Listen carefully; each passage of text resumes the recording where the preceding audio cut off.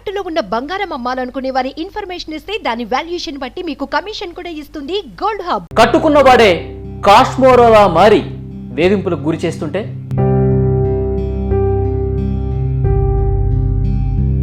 ఇట్లా ముట్టుకుంటలేడు అసలు పిల్లలని. ఫుడ్ లేకుండా చేసిన పిల్లల భూమి మీద కొట్టించి నాకు బతకాలనిపిస్తే లేదు. ముగ్గురు కలిసి కొట్టేసిండు. అంత గలీజ్ చీరిపి కొట్టింది మా మామ. నమస్తే, వెల్కమ్ టు నిశ్శబ్దం. Break the silence. కంచె చేనుని మేస్తే కట్టుకున్నవాడే కాశ్మోరలా మారి వేధింపులకు గురి చేస్తుంటే కలియుగంలో ఈ రకంగా ఇబ్బందులకి గురి చేస్తున్న వాళ్ళు అడుగడుగున ఇలాంటి సమస్యలు క్రియేట్ చేస్తే నిజంగా ఎలాంటి పరిస్థితులు ఉంటాయి? ఒక మహిళ ఎన్ని ఇబ్బందులు పడుతుందో, ప్రత్యక్ష నరకం అనుభవిస్తుందో మీకు ఇప్పుడు చెప్పే ప్రయత్నం చేస్తాను. పెళ్లి చేసుకున్నాడు, కాపురం కొన్నాళ్ళు బాగానే జరిగింది. ఆడపిల్లలు పుడుతున్నారనే ఒకే ఒక్క కారణంతో 4 సార్లు అబార్షన్ చేయించి మానసికంగా కృంగదీశాడు. అది మాత్రమే కాకుండా తను చనిపోయిందని చెప్పి బతికుండగానే వేరొక పెళ్లి చేసుకున్నాడు ఆ ప్రబుద్ధుడు. ఈ కేసుకు సంబంధించి ప్రస్తుతం ఆమె న్యాయ పోరాటం చేస్తోంది. ఆ మహిళను మీకు పరిచయం చేస్తాను. ఏదో రకంగా నాకు సాయం చేయండి అంటూ అటు పోలీసుల్ని అందరినీ కూడా వేడుకుంటున్న పరిస్థితి కనిపిస్తోంది. ఆ మహిళ పల్లవి ప్రస్తుతం మనం టీవీ స్టూడియోలో ఉన్నారు, వారితో మాట్లాడదాం. అలాగే ఈ కేసు గురించి వివరాలు తెలిసిన వెంటనే చలించి స్పందించి ఆమెకి ఏదో రకంగా న్యాయం చేద్దామని చెప్పి ముందుకొచ్చారు సోషల్ యాక్టివిస్టు కృష్ణకుమార్ గారు. వారు కూడా మనతో ఉన్నారు. కార్యక్రమంలోకి వెళదాం. నమస్తే పల్లవి గారు. ఏంటి మీ సమస్య? అసలు ఎక్కడ మొదలైంది? ఫస్ట్ ఆడపిల్లలనే సార్, ఆడపిల్లలనేసి స్టార్ట్ అయింది నాకు. ఫస్ట్ పాప తర్వాత ఫస్ట్ పాపకి బాగానే ఉన్నాడు. మీకు వివాహం ఏ సంవత్సరంలో జరిగింది? మ్యారేజ్ 2017లో అయింది. ఫస్ట్ మ్యారేజ్ బిఫోర్ మ్యారేజ్ అయితే 1 మంత్ మా ఇంట్లోనే ఉన్నారు. వచ్చి చేసుకుంటే నిన్నే పెళ్లి చేసుకుంటాం అనేసి ఉద్దేశంతో మాతో ఉన్నారు. మమ్మల్ని ఎంక్వైరీ చేయనీయలేదు ఫస్ట్. అంటే వాళ్ళు ఎలాంటి వాళ్ళు అని తెలుసుకోవడానికి కూడా మాకు ఛాన్స్ ఇవ్వకుండా చేసిండు. అట్లా ఎంగేజ్మెంట్ అయిన తర్వాత ల్యాండ్ 6 గుంటల ల్యాండ్ ఇచ్చినాం జనగాంలో. ఆ ల్యాండ్ కూడా రిజిస్ట్రేషన్ అయ్యింది. రిజిస్ట్రేషన్ అయితేనే పెళ్ళి అని చెప్పేసి అన్నాడు. వెడ్డింగ్ కార్డ్స్ కొట్టించిన తర్వాత రిజిస్ట్రేషన్ అయితేనే మ్యారేజ్, లేకపోతే మ్యారేజ్ కట్టు బంద్ చేద్దాం అనేసి అనే ఉద్దేశంతో మా మామయ్య, మా అత్త, మా మామ ముగ్గురు ఓకే రిజిస్ట్రేషన్ చేయించిన తర్వాతనే మ్యారేజ్ అయ్యింది. ఆ తర్వాత కొన్ని రోజులు పిల్ల పెళ్ళి కాగానే 2 months కల్లా ప్రెగ్నెన్సీ కన్ఫర్మ్ కాగానే బాగానే ఉంది. పాప పుట్టినాక బాగానే ఉన్నారు. ఆడపిల్లని చెప్పగానే డల్ అయిపోయారు. ఫస్ట్ పాప అప్పుడే డల్ అయ్యారు. సరేలే ఫస్ట్ పాప కదా అన్నట్టుగా నేను కూడా సైలెంట్ పోకున్నా. ఈ పాప అంటే పాప పుట్టిన తర్వాత ఏమన్నా సూటిపోటి మాటలు అప్పటి నుంచే మొదలయ్యాయా? అయినాయి. ఏమనేవాళ్ళు? గుచ్చి అంటే ఎట్లా అంటే అమ్మ వాళ్ళ ఇంటికి పోవద్దు, నువ్వు ఇక్కడే ఉండాలి, మీ అమ్మకి మీ నాన్న ఎవరు ఫోన్లు చేయొద్దు, ఇట్లనే ఉండాలి, మేము చెప్పినట్టు వినాలి అనేసి ఇక్కడికి అసలు కనీసం షాప్ కూడా పోనీకపోతుండే, నన్ను బయటకు వెళ్ళనిపోతుండే, ఇంట్లోనే ఉండాలి నువ్వు అట్లా ఒక జైలు వేసినట్టు ఉంటుండే నన్ను. అట్లా కొంచెం ఇంట్లోనే హరాస్మెంట్ చేసేవాళ్ళు. పిల్లలు ఏమైనా జ్వరం వచ్చినా ఏమొచ్చినా హాస్పిటల్ కూడా తీసుకోకపోతుండే. నేను బతలాడితే అట్లా ఒక తీసుకెళ్ళేవారు. ఓకే. అంటే రెండో పాప ఏ సంవత్సరంలో పుట్టారు? ఈ పాప తర్వాత కూడా సార్, ఈ ఫస్ట్ పాప తర్వాత 6 months మళ్ళీ గొడవ అయింది. ఈమె 6 months ఉన్నప్పుడు. అప్పుడు ఏంటి గొడవ కారణం ఏంటి? వద్దు వెళ్ళిపోవాలి నువ్వు, ఇక మళ్ళీ ఇంటికి వెళ్ళిపోవాలి, మీ ఇంటికి వెళ్ళిపోవాలి అంటే మా అమ్మ వాళ్ళు ఇక్కడ రావద్దు, నేను అక్కడికి పోవద్దు. అట్లా నేను ఇట్లా పోవాలి, అమ్మ వాళ్ళకి పోవాలి. అయితే అప్పుడు మా డాడీకి యాక్సిడెంట్ ఏదో అయ్యింది. పోతా అట్లా అంటే పోనీయలేదు. అట్లా చిన్నగా గొడవ స్టార్ట్ అయింది. గొడవ స్టార్ట్ అయిన తర్వాత పంపించారు. వచ్చిన తర్వాత ఈమెని మళ్ళీ ఇంట్లోకి రానిస్తలేరు నన్ను. ఇంట్లోకి రానియకపోవడం మళ్ళీ నేనేం చేసిన, గేట్ ఉంటుంది కదా సార్, మెయిన్ గేట్, దాని దగ్గర ఈమెను వేసుకొని 2 days ఉన్నా. గేట్ దగ్గర ఇంట్లోకి రానియలేదు. అంటే ఎందుకు రానియలేదు? వద్దు ఇక నువ్వు నాకు వద్దనేసి నువ్వు వద్దు నీ మీ ఇంటికి వెళ్ళిపో అని చెప్పి 2 days గేట్ దగ్గరనే ఉన్నా. కొంచెం వాటర్ ఇచ్చింది లేదు, కొంచెం ఏమీ లేదు. ఉంటే ఉండు, పోతేవో. 2 రోజులు ఎలా ఉన్నారు అసలు ఇంటి బయట షాప్లోకి వెళ్ళి వాటర్ తెచ్చుకొని తాగడం, బిస్కెట్లు తీసుకొచ్చి, చిన్న బేబీగా 6 months బేబీయే, ఆమెకి ఏముండదు, ఫీడింగ్ ఉంటుంది. మీ పేరెంట్స్ చెప్పారు అప్పుడు? తెలుసు, రెండు రోజులు బయట ఉన్నారు కదా, తెలుసు. ఏమన్నారు? వచ్చారా? వచ్చిర్రు వాళ్ళు కూడా. ఉమ్, వాళ్ళ వచ్చినా నేను వాళ్ళతో పాటు అంటే ఒక 15 మంది వచ్చినాం ఈజీగా. ఇట్లా ఎందుకు చేస్తారు అట్లా ఇట్లా అని చేస్తే వాళ్ళందరి మీద కేసు పెట్టేసిండు. పోలీసు వాళ్ళని పిలిపించి ఇట్లా మమ్మల్ని దౌర్జన్యంగా కొట్టనీకి వచ్చారు అనేసి కేసు పెట్టిండు. కేసు పెడితే వాళ్ళు పోలీసులు రాగానే సరే మీరు వెళ్ళండి, నేను పిల్లని వేసుకొని ఇక్కడే ఉంటా, ఎందుకు రానియడు అని గేట్ ముందే 2 days ఉన్నా నేను. ఉన్న తర్వాత ఇక వాళ్ళు ఆ గలీలో అందరు ఉంటారు కదా, ఇట్లా ఎన్ని రోజులు ఉంచుతారు చిన్న పిల్ల ఆమె ఓకే. అని గలీలో గట్టిగా అంటే అప్పుడు లోపల తీసుకున్నారు. తర్వాత రెండో పాప వరకు బాగానే జరిగిందా? అంటే అప్పుడు గొడవలు ఏం లేవా రెండో పాప? ఈమె కూడా స్టార్ట్ అయింది మళ్ళీ బేబీ కడుపులో పడగా ఈమెను వద్దన్నారు. ఈమెను వద్దంటే నేను మా అత్తమ్మ వద్దన్నది, మా అత్తమ్మ వద్దన్నది. ఫస్ట్ ఈవెన్ టాబ్లెట్స్ వేసి తీసేసుకో నువ్వు ప్రెగ్నెన్సీ వద్దంటే వద్దన్నది. ఓకే. నేనుండి నేను బలవంతంగా ఉంచుకుంటే ఈ పాప వచ్చింది. మళ్ళీ కొడుకు మళ్ళీ బిడ్డే పుడుతుంది. మీ హస్బెండ్ ఏం చేస్తారమ్మా? లాయర్, అడ్వకేట్, హైకోర్టు అడ్వకేటా? High court advocate. ఓకే. కృష్ణకుమార్ గారు, ఈ కేసుకు సంబంధించిన డీటెయిల్స్ మీరు కూడా తీసుకున్నారు ఇంతకుముందు. న్యాయవాది వృత్తిలో ఉన్నాడు ఆయన. అన్నీ తెలిసి కూడా ఆడపిల్లలు పుడుతున్నారన్న ఒక ఉద్దేశంతో ఈ రకమైన పని చేస్తున్నాడు. పూర్తిగా ఈమె చనిపోయిందని చెప్పి వేరే పెళ్లి కూడా చేసుకున్నాడంట. ఏం మేడం అట్లా అసలు ఎలా స్పందించాలో తెలియట్లేదు నాకైతే. అవును, ఎలా స్పందించాలో తెలియట్లేదు. కానీ ఒకటి ఏంటంటే ఇప్పుడు ఈమె పెళ్ళి కుదిరిన దగ్గర నుంచి కూడా మనం తీసుకున్న ఇన్పుట్స్ని బట్టి అర్థమయ్యేది ఏంటంటే డే 1 నుంచి వాళ్ళు చాలా పెత్తందారీ స్వభావంతో ఉన్నారు. ఏంటి అంటే వీళ్ళని పెద్ద ఎంక్వైరీ చేసుకొని ఇవ్వకోకుండా వాళ్ళ ఇంట్లోనే వెళ్ళి ఉండి మీ అమ్మాయిని చేసుకుంటామని చెప్పి ఎంగేజ్మెంట్ చేసుకొని శుభలేఖలు వేయించిన తర్వాత అప్పుడు మొదలెట్టారు ఆ అమ్మాయికి ఇచ్చే పొలము జాయింట్ రిజిస్ట్రేషన్ చేయాలి అని. ఇది చాలా నేరం, వాళ్ళు చేసిన మొదటి నేరం అది. పెళ్ళికి ముందే నేరంతోనే స్టార్ట్ అయింది వీళ్ళ పెళ్ళి. పెళ్ళి మామూలుగా పెళ్ళి ఏ పునాది మీద స్టార్ట్ అవుతుంది? నమ్మకాల మీద పునాదితో స్టార్ట్ అవుతుంది. ఇష్టము, ప్రేమ, గౌరవము వీటన్నిటితోటి జీవితం అంతా భద్రత ఇస్తాడు భర్త. మరి అది చెప్తారు కదా, భరించేవాడు భర్త అని చెప్తారు కదా. అలాంటిది కాకుండా వీళ్ళ పెళ్ళి పునాది ఏంటి అంటే మోసంతో కుట్రతోనూ పెళ్లి జరిగింది. అయితే ఆయన జడ్జి, కొడుకు లాయరు. వీళ్ళ ఫాదరు చిన్నపాటి మనిషి, ఓ చిన్న కిరాణా షాప్ వాళ్ళకు ఉంది. వాళ్ళు ఎంచుకోవటం కూడా ఇలాగే ఎంచుకుంటారు, ఇట్లా చెయ్యాలి అనుకునే వాళ్ళు. కొద్దో గొప్ప ఆస్తి ఉండి పెద్దగా పరిచయాలు అవి లేని వాళ్ళనైతే కొంచెం తొక్కి పెట్టొచ్చు, మనం కావాల్సినంత పెత్తనం చేయొచ్చు అనుకుంటారు. అనుకుని ఇలా చేశారు. చేసి వీళ్ళు ఇంకా ఎంగేజ్మెంట్ అయ్యాక పెళ్లి పత్రికలు వేయించిన తర్వాత వీళ్ళు వెనక్కి వెళ్ళలేరు కదా, ఎందుకంటే పరువు పోతుంది, ఆడపిల్ల మళ్ళీ పెళ్ళి అవుతుందో అవదో ఆ భయంతో వాళ్ళు ఏంటంటే జాయింట్ రిజిస్ట్రేషన్ చేసేసారు. 6 గుంటల భూమి. పెళ్ళయింది. పెళ్ళయిన తర్వాత ఇక మామూలుగా ఏ పెళ్లిలో అయినా లాంఛనాల దగ్గర వాటి దగ్గర చిన్న చిన్న తగాదాలు వస్తూనే ఉంటాయి. మగ పెళ్లి వాళ్ళు పెత్తనం చేస్తారు.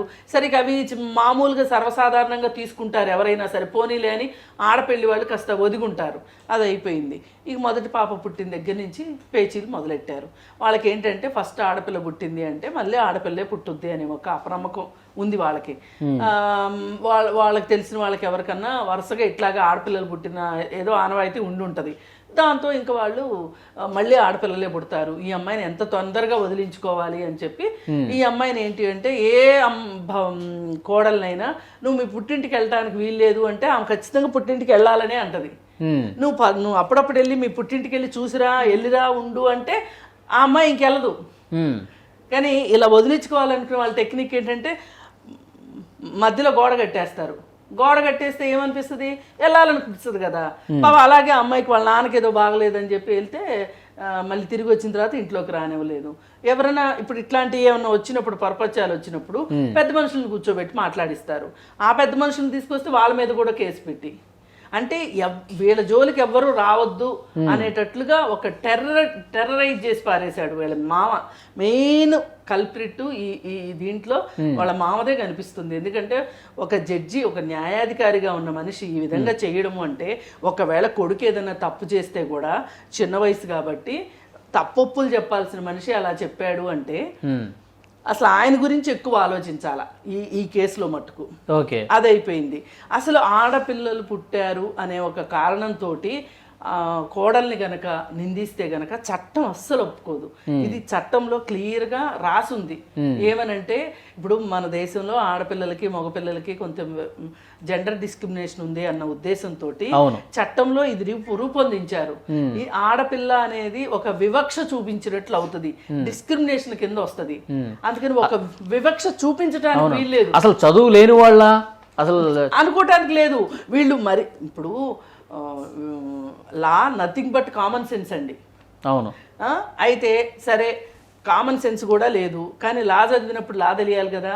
లా ప్రకారం ఏది తప్పు. ఇప్పుడు మొదటే వాళ్ళు తప్పు చేశారు, ఆదిలోనే హంసపాద అంటారు కదా, వాళ్ళు మొదటే తప్పు చేశారు. ఏది జాయింట్ రిజిస్ట్రేషన్ చేయించిన దగ్గరనే వాళ్ళు అసలు ఉల్లంఘనలకు పాల్పడమే వాళ్ళ జీవితం లాగా తయారైపోయారు వాళ్ళు. అది అయిపోయిన తర్వాత ఇంకా ఆడపిల్ల విషయం. ఇప్పుడు ఎవరన్నా మాట్లాడడానికి వస్తే, ఇప్పుడు చాలా మందికి ఏంటంటే వాళ్ళు తప్పులు చేసేవాళ్ళైనా ఎవరన్నా వచ్చి చెప్తే పరువు కోసమైనా సరే, ప్రపంచం ఏమనుకుంటుందో అని అయినా సరే కొంచెం మారుతారు మనుషులు. వీళ్ళు మారే మనుషులు కాదు, వీళ్ళు కరుడు కట్టిన నేరస్తుల మనస్తత్వం అనమాట వీళ్ళది.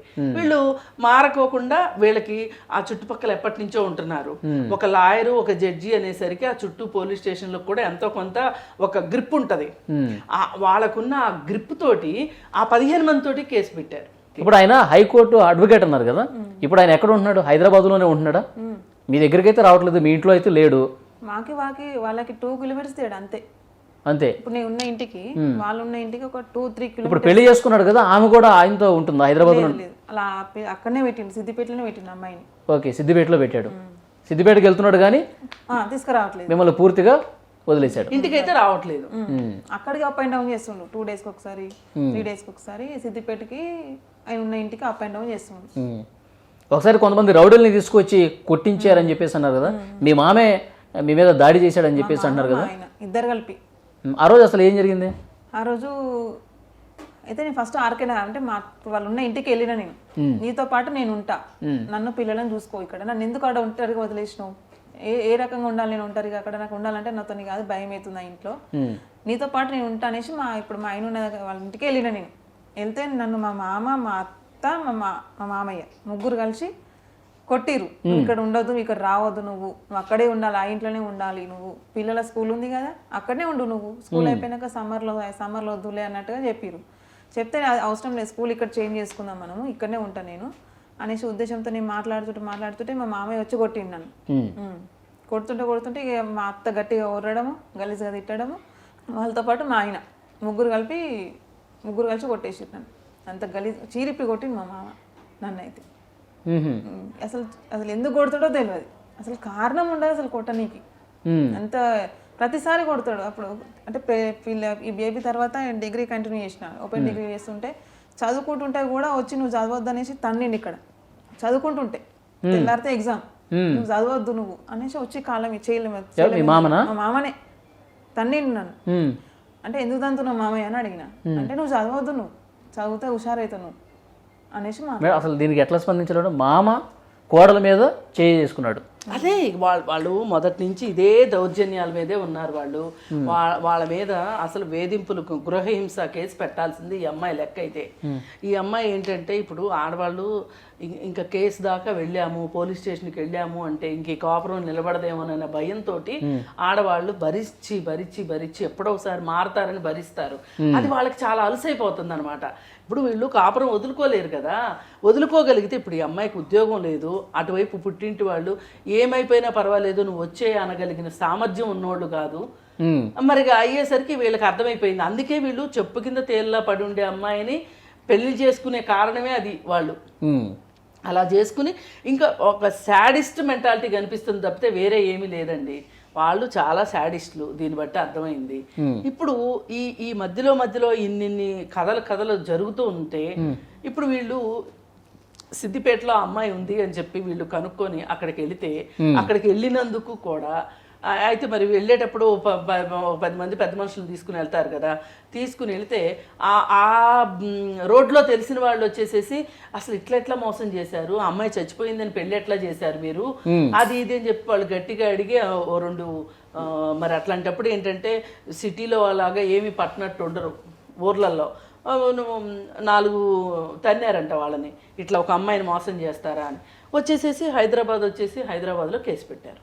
హైదరాబాద్లో కేసు పెడితే సిద్దిపేటలో కూడా మేడం, సిద్దిపేటలో పెట్టారు, హైదరాబాద్లో పెట్టారు, ఎల్బీ నగర్ నాగోలు. అసలు ఒకే విషయం గురించి 3 చోట్ల కేసు పెట్టడం కరెక్ట్ కాదు. అంటే వీళ్ళు పోలీసులకు ఇన్ఫర్మేషన్ ఇవ్వట్లేదు. ఈ సంగతి ఒక జడ్జికిన్ను ఒక లాయర్కి తెలియదు అంటే ఎవరు నమ్మరు. పోలీసు వాళ్ళకి కూడా డైరెక్ట్ పోయి కంప్లైంట్ ఇవ్వట్లేదు వీళ్ళు, హైకోర్టు నుంచి రిఫర్ చేస్తుండు, పోలీసు వాళ్ళకి నోటీస్ పంపిస్తుండు. అది బాగా చట్టం తెలుసు కదా, చట్టాన్ని ఎలా వాడాలో తెలుసుకుని చట్టాన్ని బాగా అవకాశంగా తీసుకుని వాడుతున్నారు అనమాట. ఇప్పుడు మళ్ళీ వస్తున్నారమ్మా నీవే దాడి చేయడానికి? ఇప్పుడు ఏమైతే అంటే అక్కడ సిద్దిపేటలో రెడ్ హ్యాండెడ్ దొరికిన రోజు నైట్ వచ్చిర్రు, నైట్ మూడు కార్లలో వచ్చారు. సొంత పిల్ల వాళ్ళ అన్ననే, ఆ పిల్ల ఇప్పుడు ఏవైతే అమ్మాయి పెళ్లి చేసుకున్నాడో ఆ అమ్మాయి వాళ్ళ అన్న వాళ్ళ ఫ్రెండ్స్ ఎవరో ఇక 3 వెహికల్స్ వచ్చారు మేడం. వచ్చి కాలింగ్స్ బెల్ కొట్టడము, రాళ్ళు వేయడము, పెట్రోల్ అంత ముందు 2 months బ్యాక్ మా మామయ్య వాళ్ళు తీసుకొచ్చారు. అని మొన్న ఇప్పుడు ఆ రోజు రెడ్ హ్యాండెడ్ దొరికిన రోజు కూడా నన్ను అటాక్ చేయడానికి వచ్చారు మిడ్ నైట్ టైంలో 2 o'clock అట్లా. పిఎస్ వాళ్ళకి 100 డైల్ చేసిన నేను, పోలీసులు కూడా వచ్చారు నైట్ టైంలో. ఏమంటారు, వెళ్ళిపోద్దాం పారిపోయారు వీళ్ళంతా, వాళ్ళు వచ్చేసరికి వీళ్ళు పారిపోయారు. అట్లా నేను మళ్ళీ చాలాసార్లు కొన్ని రోజులు ఫోన్లు చేయించేది ఎవరెవరితోనో, ఫోన్లు చేపించడం, నువ్వు ఇక్కడ రావాలి అక్కడ రావాలి, నీకు ఎందుకు ఇదంతా, పిల్లలు నీకు ఇంత చేస్తారు, నువ్వు నీ అంత నువ్వు ఉండు, వాళ్ళతో నీకు అవసరం లేదు, వాళ్ళు ఎందుకు బ్లేమ్ చేస్తున్నావు, అన్ని న్యూస్లో ఛానల్స్లో ఎందుకు ఇస్తున్నావు నువ్వు అనేసి ఫోన్లు చేపిస్తాడు. నీకు అవసరం లేదు ఉంటే సైలెంట్గా ఉండు, నీకు ఏమైనా కావాలనుకుంటే తీసుకో, డిమాండ్ చేసుకొని తీసుకో, అంతేగాని ఎందుకు పబ్లిక్ చేస్తున్నావు, ఎందుకు చేస్తున్నావు అంటే నాకు అన్యాయం జరిగింది, నాకు నా పిల్లలకి, నేను చనిపోయానని చెప్పేసి ఇట్లా పెళ్లి చేసుకుంటాడు అనేసి నాకు ఇక్కడ న్యాయం జరగట్లేదు చూసిన 15 days తర్వాతనే మీడియాకి వచ్చిన నేను. అంతవరకు పూర్తిగా వదిలించుకుందామని చూస్తున్నారు మేడం. వాళ్ళ ప్లానే అదండి, వాళ్ళు వదిలించుకోవాలనే డిసైడ్ అయ్యారు.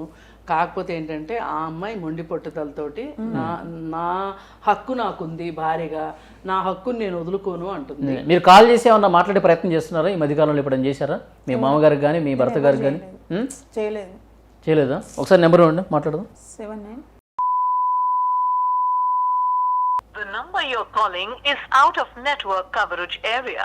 Please try later. ప్రెజెంట్ అయితే లేరట. మీరు కాల్ చేస్తున్న నంబర్ మా నెట్వర్క్ పరిధిలో లేదు. ఇప్పుడు హైదరాబాద్లో లేరు వాళ్ళు, సిద్దిపేటలో ఉన్నారా? తెలియదు ఇక. ఆయన ప్రాక్టీస్ ఇక్కడే కదా, హైకోర్టే కదా. మీ మామ నెంబర్ చెప్పండి ఒకసారి. అంటే తీర్పులు న్యాయాలు అనేవి ఇతరుల కోసం పెట్టుకున్నారు, వాళ్ళు పాటించడానికి కాదు. అక్కడ ఎన్ని తీర్పులు కమ్ముడిపోయారు, 10 ఇళ్ళు ఉన్నాయంట, 5 ఇళ్ళు ఏమా అంతేనా మేడం? ఎన్ని ఇళ్ళు ఉన్నాయి వాళ్ళకి? 5 ఇళ్ళ, 5 ఇళ్ళు, ఊర్లో పొలం.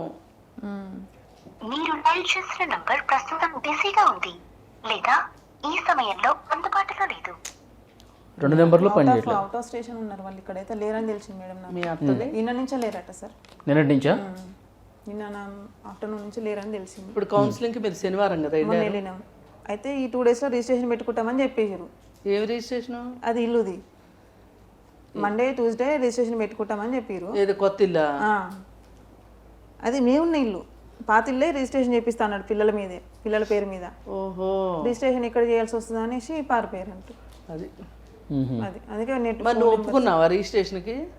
ఫస్ట్ అయితే ఒప్పుకున్నా అంటే మామూలుగా నేను చూద్దాంలే అన్నట్టు, వాళ్ళు చేయరని నాకు తెలుసు, మామూలుగా ఏం జరుగుతుందో లే అన్నట్టుగా నేను సరేలే అదన్నా చేస్తాడేమో అనేసి బయటకు వచ్చేసిన, కానీ అది చేయడం నాకు తెలుసు, పారిపోయారు. అది కానీ మేడం ఇక ముఖ్యమైన విషయం, పోలీసులు కంప్లైంట్ ఇచ్చారు కానీ ఒక్క అడుగు కూడా ముందుకు పట్టలేదంట. అవును, పోలీసులు కూడా ఆయన రిటైర్డ్ జడ్జి, ఆయన అడ్వకేట్ కాబట్టి వీళ్ళు ఏం చేస్తున్నారంటే తెలివిగా హైకోర్టు నుంచి ప్రైవేట్ కంప్లైంట్ వేసి పోలీసులు చర్య తీసుకునేలాగా చేసుకుంటున్నారు. ఈ అమ్మాయికి మరి అంత డబ్బు లేదు, అంత తెలివితేటలు లేవు కాబట్టి ఈమెమో ఎక్కడైతే కేసు పెట్టిందో అక్కడే కూర్చుని ఉంటుంది. వాళ్ళేమో ఆ కేసు కాకుండా వేరే కేసులు, ఇప్పుడు ఒకే విషయం మీద 3 చోట్ల కేసు పెట్టారంటేనే ఒక పోలీస్ స్టేషన్లో తెలియకుండా ఇంకో పోలీస్ స్టేషన్లో కేసులు పెడుతున్నారు వాళ్ళు. ఇది కూడా ఒక రకంగా నేరం. ఒకే మనిషి మీద ఒకే విషయానికి సంబంధించి 3 చోట్ల కేసు పెట్టకూడదు. ఏం చదువుతున్నారు మా పిల్లలు? LKG sir. ఎల్కేజీ. చిన్న పాప ఎల్కేజీ, పెద్ద పాప యూకేజీ. ఇప్పుడు స్కూల్కి వెళ్తున్నారా రోజు? వెళ్ళట్లా, ఆగిపోయింది చదువు. ఫీజులు కట్టలేదని పంపించట్లేదు. ఈ టెన్షన్లో కూడా అయితే గవర్నమెంట్ స్కూల్ ఇద్దామని అనుకున్నా కానీ ఇప్పుడు సార్ మధ్యలో తీసుకోరట సార్ వాళ్ళు. ఫీజులు ఎందుకు కట్టలేదమ్మా? ఫస్ట్ కట్టిన మధ్యలో కట్టలేదా? ఈ 4 months నుంచి కట్టింది లేదు మేడం. ఇక ఓకే, ఈ 4 months నుంచి ఇక్కడ ఉండట్లేదు కాబట్టి ఫీజులు కూడా కట్టట్లా. అన్ని బంద్. ఇది బాధ్యతారాహిత్యం కింద వస్తుంది. ఒక తండ్రిగా తన దగ్గర డబ్బుండి కట్టకపోవటం అనేది చాలా బాధ్యతారాహిత్యం. అసలు వాళ్ళకి నాకు బాధ అనిపిస్తుంది ఏంటంటే, ఎంత చట్టం తెలుసు ముసలాయనకి.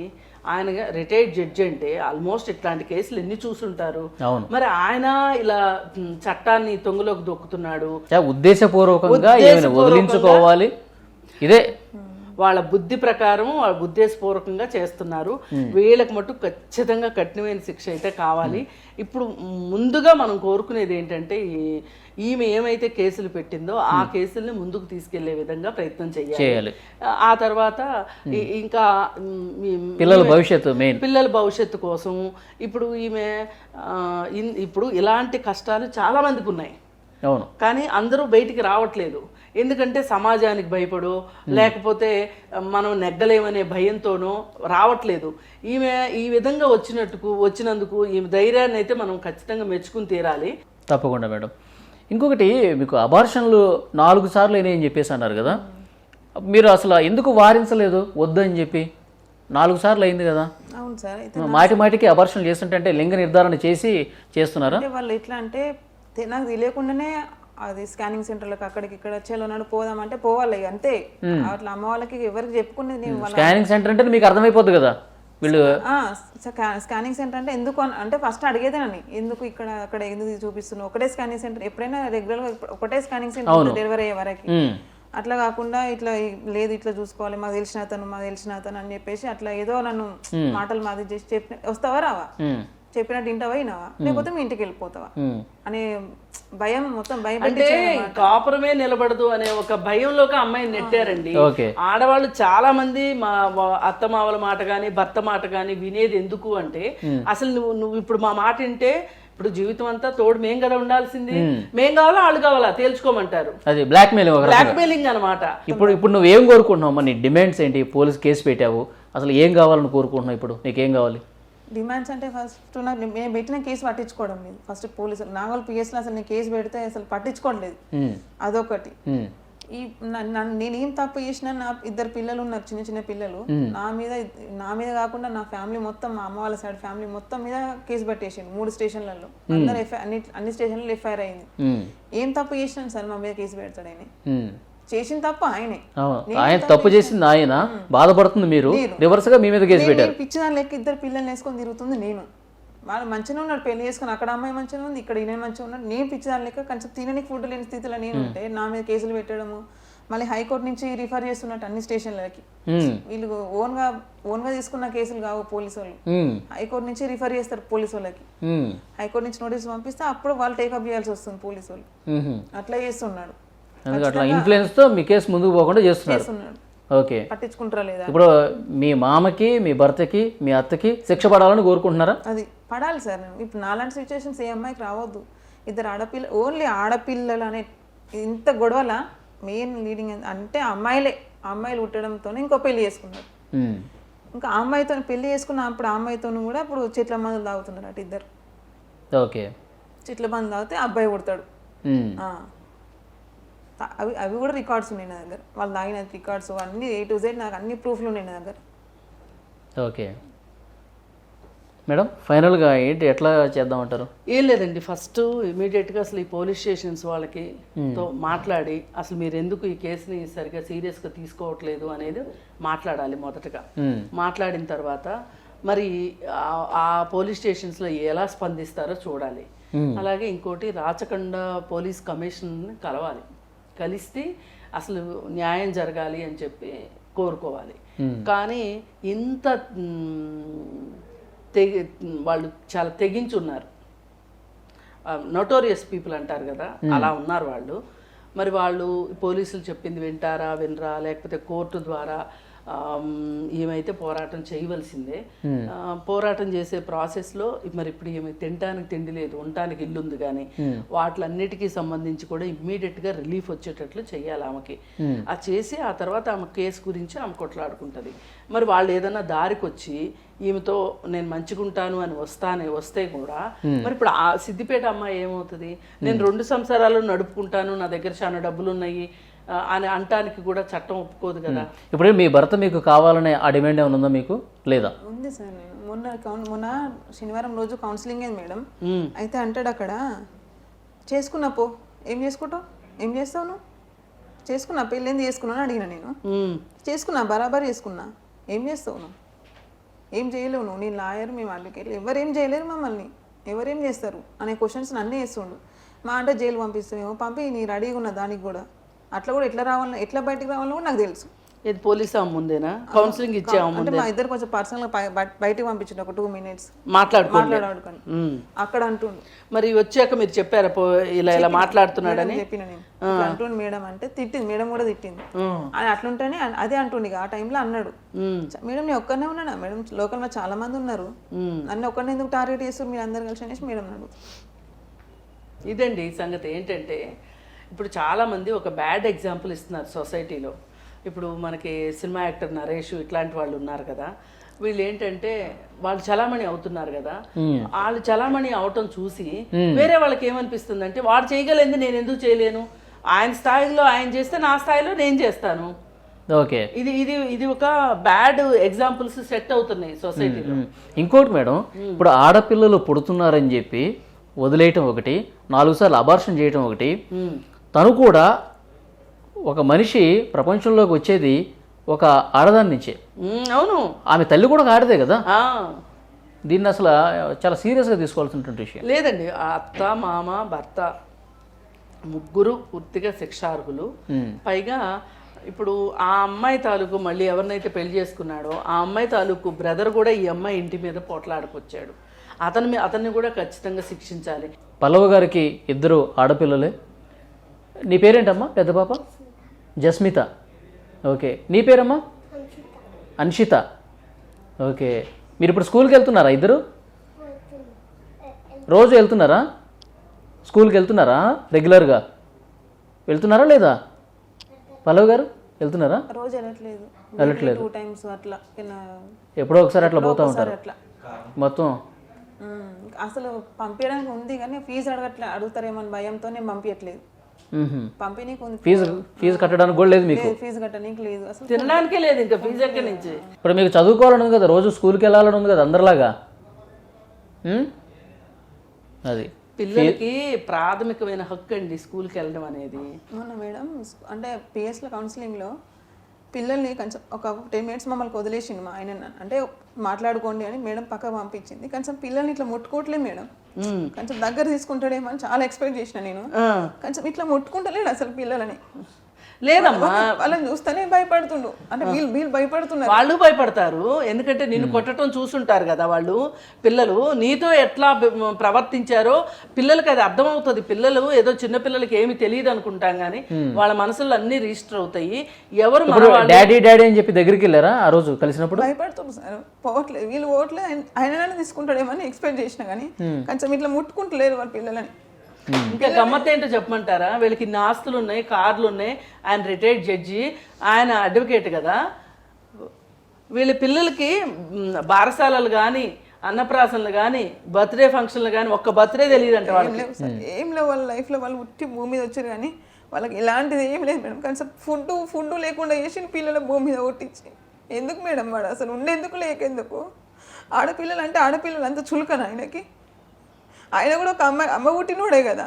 ఇప్పుడు ఒక అమ్మాయిని పెళ్లి చేసుకున్నాడు, ఒక అబ్బాయి కావాలంటే ఒక అమ్మాయిని పెళ్లి చేసుకున్నావు కదా, పుట్టినే రాదు కదా అబ్బాయి కూడా. అవును, ఇప్పుడు మీ ఇద్దరు కలిసి ఉన్నప్పుడు పిల్లలు అప్పుడైనా బాగా చూసేవాడా, ప్రేమగా దగ్గర తీసుకునేవాడా? ఎప్పుడు చూడలేదు, ఏ రోజు చూడలేదు అసలు. పిల్లలు అసలు ముట్టుకోడు, మాట్లాడాడు. కొంచెం ఎప్పుడో ఒకసారి ఇక వీళ్ళు బలవంతంగా దగ్గరికి వెళ్తే డాడీ అని వెళ్తేనే దగ్గర తీసుకునేటోడు, కానీ ఏ రోజు దగ్గర తీసుకునేటోడు కాదు. వాళ్ళకి అసలు ముద్దు ముచ్చట్లతో లేదండి సంబంధం. ఇవాళ ఇళ్లల్లో పనులు చేసుకునే వాళ్ళు కూడా చిన్న చిన్న ఆటోలు నడుపుకునే వాళ్ళు కూడా, అంత చిన్న ఉద్యోగాలు చేసుకునే వాళ్ళు కూడా పిల్లలకు బర్త్డే పార్టీలు చేసుకుంటారు. అంటే ఆడంబరంగా చేసుకోమని కాదు, ఏదో ఉన్నంతలో చేసుకుంటారు. వీళ్ళకి ఏం పోయే కాలం వచ్చింది ఇన్ని డబ్బులు పెట్టుకొని, అంటే వాళ్ళకి నిర్లక్ష్యం. అదే అబ్బాయి అయి ఉంటే గనక అది వేరేగా ఉండేది. అబ్బాయి ఒకటలే అని ఒక మనసులో అది ఒకటి ఎప్పుడు మనసులో ఒకటి పెట్టుకున్నారు, అబ్బాయి లేడు ఎప్పుడైనా వీళ్ళని వదిలించుకోవాలనేసి ఎప్పుడు టార్గెట్ పెట్టుకొని చేసింది మేడం. కానీ ఎంతవరకు న్యాయమో వాళ్ళకే తెలియదు మేడం.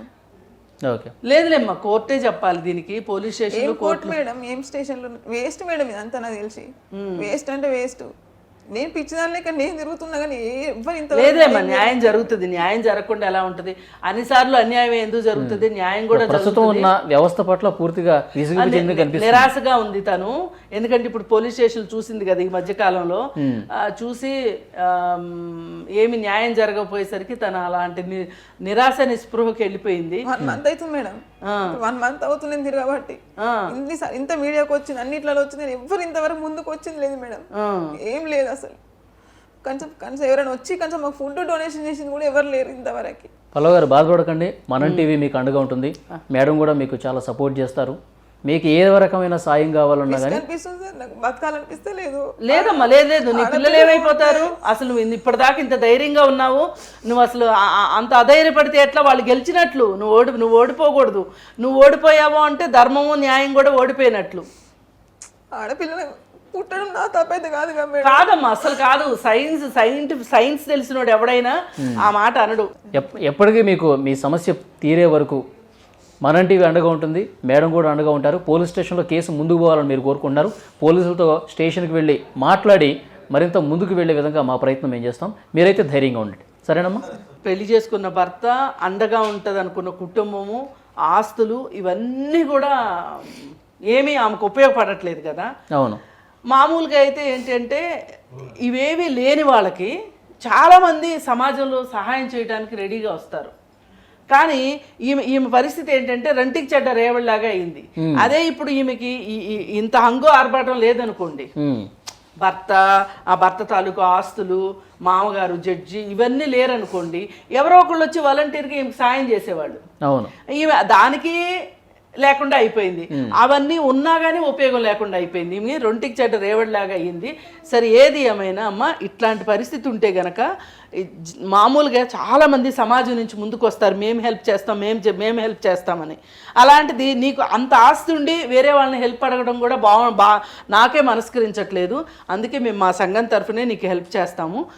హెల్ప్ అనుకోకు, నీకు అండగా ఉంటాం మేము. కంపల్సరీ మేడం, తప్పకుండా. మనం టీవీ కూడా మీకు ఎల్లవేళలా మీ పోలీస్ స్టేషన్లో కేసు ఫాలోఅప్ కావాలి, ముందుకు పోవాలి, వాళ్ళకి శిక్ష పడాలని చెప్తున్నారు కాబట్టి ఎప్పటికప్పుడు ప్రయత్నం చేద్దాం మేడం. డెఫినెట్గా మీరు స్టేషన్కి కూడా వెళ్ళి మాట్లాడతామని చెప్పేసి అన్నారు. ఆ టైంలో మేము కూడా ఉంటాము. పూర్తి న్యాయం చేసే వరకు మా సపోర్ట్ అయితే మీకు ఉంటుంది.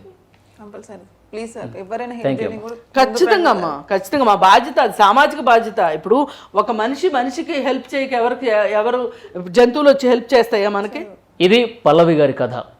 పల్లవిలాగా ఈ సమాజంలో చాలామంది ఉండుంటారు, కానీ ధైర్యంగా ముందుకు రాకుండా ఉండుంటారు. నిశ్శబ్దాన్ని ఛేదించండి.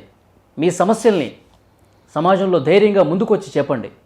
4 గోడల మధ్య నలిగిపోతూ శారీరకంగా, మానసికంగా కృంగిపోవద్దు. నిశ్శబ్దం లాంటి వేదికలు మీకు ఎల్లవేళలా సహాయకారిగా ఉంటాయి. నమస్తే.